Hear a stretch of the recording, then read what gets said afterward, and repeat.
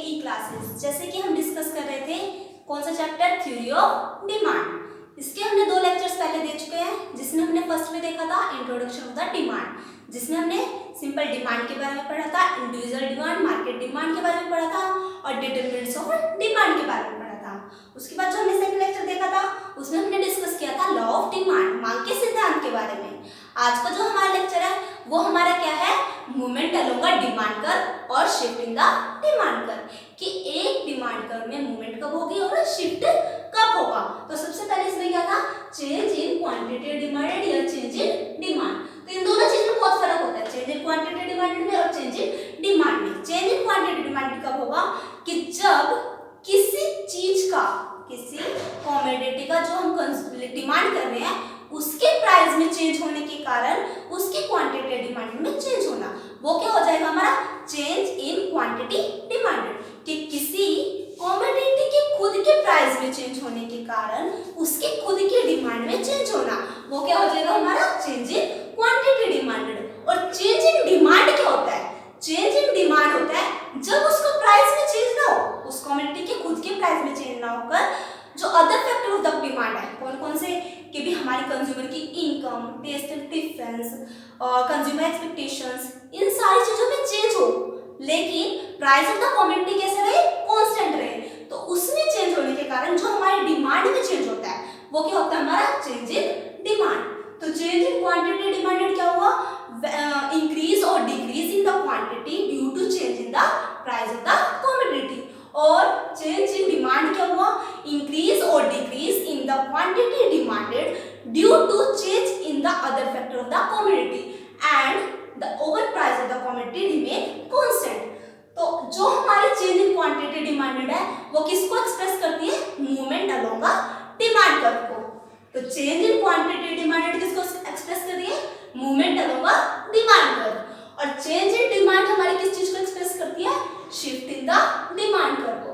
क्योंकि movement along the demand curve में क्या है कि एक ही डिमांड कर्व पर, एक ही डिमांड कर्व पर या तो ऊपर की तरफ मूव करना या नीचे की तरफ मूव करना, किस कारण से, चेंज इन क्वांटिटी डिमांडेड के कारण से। और जो हमारा ये है change in demand, change in demand में हमारा क्या होता है, ये किसका एक्सप्रेस कर रहा है, shift in the demand curve को, कि या तो पूरा का पूरा डिमांड कर्व ऊपर की तरफ शिफ्ट होगा या पूरा का पूरा डिमांड कर्व नीचे की तरफ शिफ्ट होगा, फॉरवर्ड शिफ्ट और या upward shift of the demand curve, ये क्या होता है shift in the demand curve. तो हमारा जो चेंज इन क्वांटिटी डिमांडेड क्या हुआ, कि खुद के प्राइस में चेंज होने के कारण क्वांटिटी डिमांडेड में चेंज होना, वो क्या दिखा रहा है, movement along the demand curve. और चेंज इन डिमांड क्या हो रहा है, कि other factor of the commodity के चेंज होने के कारण हमारे डिमांड में चेंज होना और प्राइस ऑफ द कमोडिटी हमेशा कांस्टेंट रहना, तो वो क्या हो जाएगा shift in the demand curve. तो देखो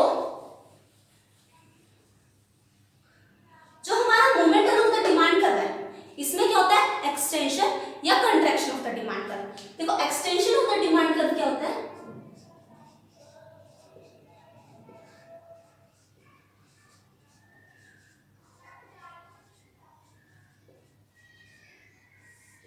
एक्सटेंशन ऑफ डिमांड कर्व क्या होता है, कि उस कमोडिटी के प्राइस में कमी आने के कारण उसकी डिमांड बढ़ जाना, प्राइस में कमी आने के कारण क्वांटिटी डिमांडेड बढ़ जाना। जैसे अगर हम एग्जांपल लें कि अगर किसी चीज का प्राइस 1 रुपया है, अगर किसी चीज का प्राइस 5 रुपीज है और हम उसकी क्वांटिटी डिमांड करते हैं 1 क्वांटिटी, 5 रुपए में हम कितनी क्वांटिटी ले रहे हैं, 1 क्वांटिटी डिमांड कर रहे हैं। लेकिन अगर उसका प्राइस 5 रुपए से 1 रुपया हो जाता है, अगर उस कमोडिटी का प्राइस 5 रुपए से 1 रुपया हो जाता है, अब हम कितनी डिमांड कर रहे हैं, 1 से बढ़ाकर हमने कितनी कर दी, 5 यूनिट्स कर दी।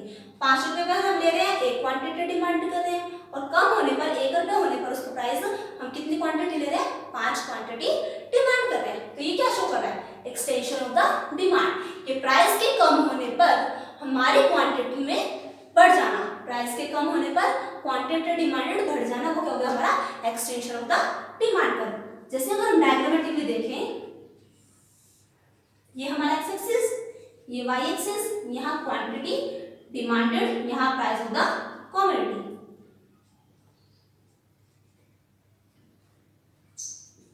5 रुपए में कितनी है, 1 क्वांटिटी डिमांडेड। और 1 रुपए पे कितनी क्वांटिटी डिमांडेड कर रहे हैं? 5 यूनिट्स। 1 रुपए पे हो गई 5 यूनिट्स। तो इन दोनों को हमने मिला दिया तो ये हमारी क्या हो गई? Demand curve.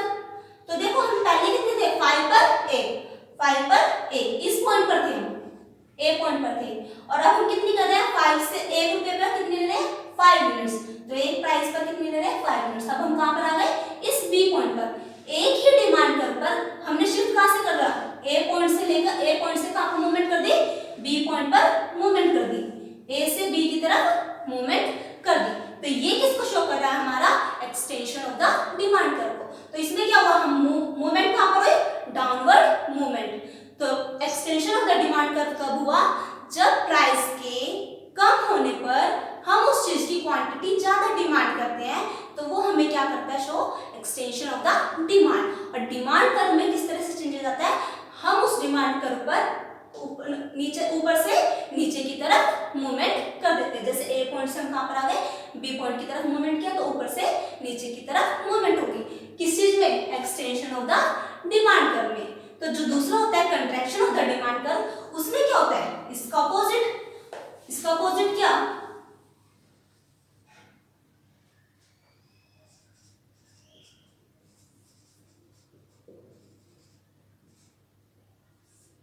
इसमें क्या होगा?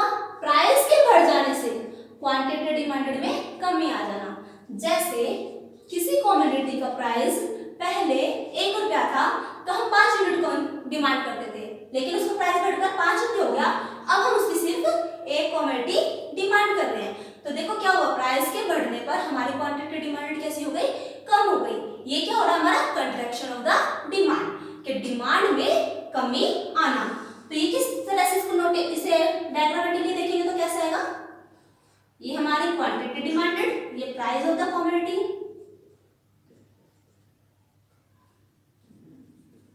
एक रुपए में 5 कमोडिटी, तो ये आ गया 1 रुपए पर 5 कमोडिटी। और 5 रुपए पर 1 कमोडिटी, ये आ गया हमारा 5 रुपए पर 1 कमोडिटी। अगर हमने इनको मिला दिया तो ये हमारा बन गया डिमांड कर्व। तो हम पहले कहां पर थे? एक प्राइस पर 5 कमोडिटी ले रहे थे, तो हम शुरू में कहां पर थे? इस पॉइंट पर थे। अब हम कहां पर आ गए? 5 से 1 कमोडिटी, 5 प्राइस पर 1 कमोडिटी, हम कहां पर आ गए? इस बी पॉइंट पर। तो हमने मूवमेंट कहां पर करी? अपवर्ड मूवमेंट, नीचे से ऊपर की तरफ मूवमेंट कर दी। तो contraction of the demand curve में क्या होता है? मूवमेंट कहां पर होती है? ऊपर की तरफ होती है मूवमेंट। तो contraction of the demand curve क्या हुआ? कि जब हमारे प्राइस के बढ़ने पर क्वांटिटी डिमांडेड में कमी आ जाती है तो हम क्या करते हैं? एक ही डिमांड कर्व पर अपवर्ड की तरफ मूवमेंट करते हैं। तो ये क्या हो गया? Contraction in the demand curve और upward movement in the demand curve. तो जो हमारी चेंज इन क्वांटिटी डिमांडेड है वो किसको शो कर रही है? Movement along the demand curve को। मूवमेंट किस तरह से? या तो extension of the demand curve होगा या contraction of the demand curve होगा। Extension of the demand curve में क्या होगा? हम कहां पर मूव करेंगे? डाउनवर्ड मूवमेंट करेंगे। और contraction of the demand curve में हम क्या करेंगे? अपवर्ड मूवमेंट करेंगे। तो extension of the demand curve कब होता है? जब किसी चीज का प्राइस कम हो जाता है। और contraction of the demand curve कब होता है? जब हमारा किसी चीज का प्राइस बढ़ जाता है। तो दूसरी तरफ आता है हमारा change in the demand. Change in the demand मैंने अभी बताया, चेंज इन द डिमांड क्या होता है? जब किसी चीज का प्राइस तो सेम रहे लेकिन प्राइस उसके जो अलग फैक्टर्स हैं, income, taste preference, consumer expectations, इन सब में चेंज आए तो वो क्या होती है? हमारे चेंज इन द डिमांड। और वो किसको एक्सप्रेस करती है? हमारी शिफ्ट इन द डिमांड को। कि या तो पूरा को पूरा डिमांड कर रहे हो या तो अपवर्ड शिफ्ट हो जाएगा या फिर डाउनवर्ड शिफ्ट हो जाएगा। तो ये था हमारा चेंज इन डिमांड। तो इसमें सबसे पहले देखते हैं डिक्रीज इन द डिमांड, कि अगर किसी चीज की कमोडिटी का प्राइस तो सेम रहे लेकिन प्राइस सेम रहने पर भी उसकी जो कमोडिटी है, वो जो कमोडिटी हम ले रहे हैं उसकी डिमांड कम हो जाए तो हमारी डिमांड कर्व में किस तरह से शिफ्ट आता है? तो क्या देख रहे हैं हम? डिक्रीज इन डिमांड कब होगा? जब प्राइस ऑफ द कमोडिटी तो कांस्टेंट रहेगा। Price of the commodity constant रहता है लेकिन फिर भी क्वांटिटी डिमांडेड कैसे हो जाए? कम हो जाए। तो वो किसको शो करता है? हमारा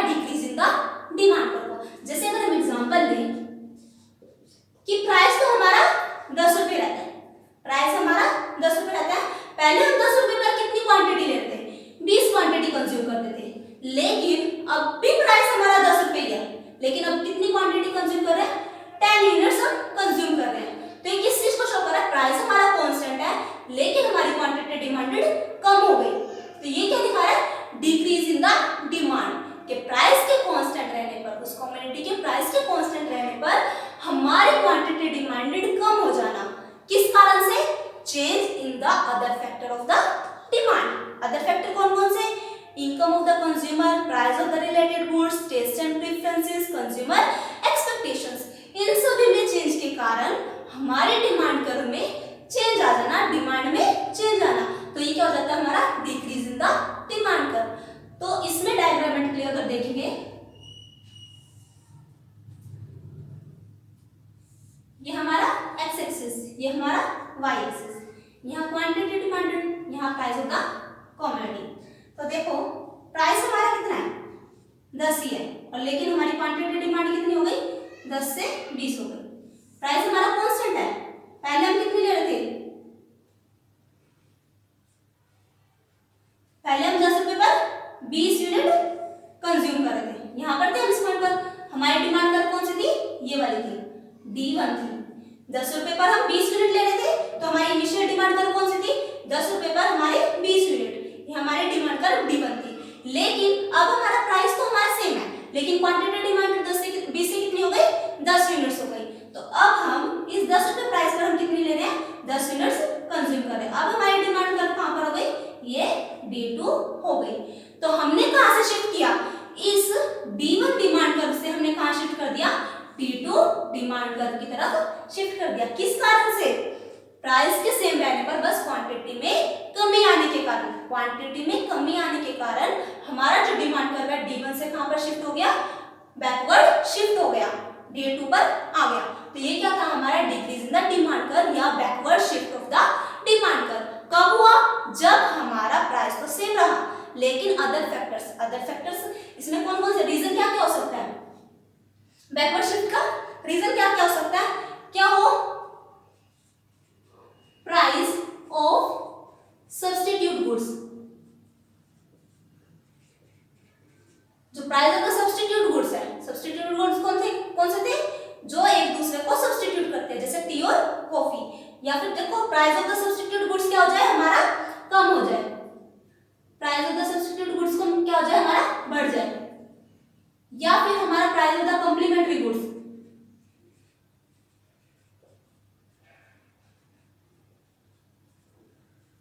price of the complementary goods हमारा बढ़ जाए। कैसा होगा, या तो सब्स्टिट्यूट गुड का प्राइस हमारा बढ़ जाए, या फिर हमारा कॉम्प्लीमेंट्री गुड्स का प्राइस कम हो जाए। इसका दूसरा रीजन हो सकता है income of the consumer, income है जो कंज्यूमर की वो क्या हो जाए, कम हो जाए। कंज्यूमर की इनकम कम हो जाएगी तब भी वो क्वांटिटी डिमांड कम करेगा ना।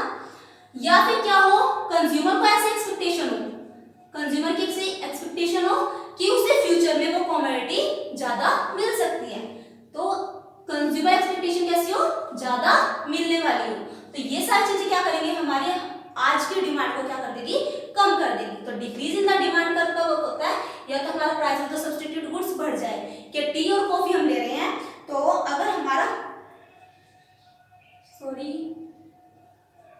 Price of the substitute goods क्या हो जाए, कम हो जाए। Price of the substitute goods जैसे हमारे टी और कॉफी है, कि जैसे हम पहले टी का कंज्यूम करते हैं, टी हमारे पास हम 10 रुपए प्राइस पर टी का कितना कंज्यूम कर रहे थे, 20 यूनिट कंज्यूम कर रहे थे। लेकिन अब price of the substitute good कौन सा हो जाएगा, टी का, कॉफी हो जाएगा। अगर कॉफी का प्राइस कम हो जाता है, कॉफी का प्राइस कम हो जाता है, अब जैसे कॉफी का प्राइस पहले 20 रुपए था, अब 10 रुपए हो गया, तो चाय वाले जो कंज्यूमर थे वो क्या करेंगे, अब कॉफी की तरफ शिफ्ट हो जाएंगे। तो जो चाय की डिमांड है वो क्या हो जाएगी, कम हो जाएगी। तो हम इस डिमांड कर्व D1 से कहां पर आ जाएंगे, D2 पर आ जाएंगे। तो क्या हुआ, price of the substitute goods या तो कम हो जाए, कॉम्प्लीमेंट्री गुड्स का प्राइस बढ़ जाए, या फिर इनकम, कंज्यूमर की इनकम क्या हो जाए, कम हो जाए, या कंज्यूमर ऐसा एक्सपेक्ट कर रहे हो कि फ्यूचर में उससे ज्यादा क्वांटिटी मिल सकती है। इन सभी रीजन पे क्या होगा, हमारा जो डिमांड कर्व है, जो हमारी डिमांड है वो क्या हो जाएगी, डिक्रीज हो जाएगी। और जो हमारी डिमांड कर्व है वो किस तरफ शिफ्ट हो जाएगी, बैकवर्ड शिफ्ट हो जाएगी। तो ये था हमारा decrease in the demand curve या backward shift of the demand curve. दूसरा इसमें आता है increase in the demand curve. Increase in the demand curve देखो कुछ नहीं, इसका अपोजिट है।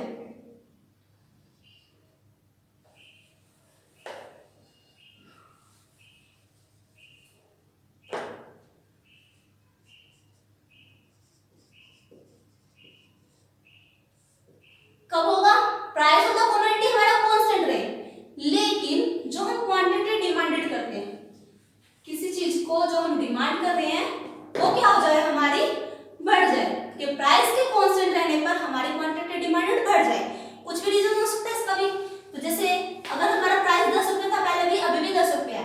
पहले 10 रुपए पर हम कितनी ले रहे थे, 10 यूनिट कंज्यूम कर रहे थे, लेकिन अब 10 रुपए में हम कितने ले रहे हैं, 20 यूनिट्स डिमांड कर रहे हैं। तो ये क्या होगा, हमारा increase in the demand curve, कि प्राइस के सेम रहने पर हमारी डिमांड कैसी हो गई, बढ़ गई। इसका भी रीजन क्या हो सकता है, इसका रीजन उसके अपोजिट है कि प्राइस ऑफ सब्स्टिट्यूट गुड्स क्या हो जाए, या तो बढ़ जाए, कॉम्प्लीमेंट्री गुड्स का प्राइस क्या हो जाए, कम हो जाए, या फिर इनकम ऑफ द कंज्यूमर क्या हो जाए, बढ़ जाए, या कंज्यूमर एक्सपेक्टेशन है जोन सी,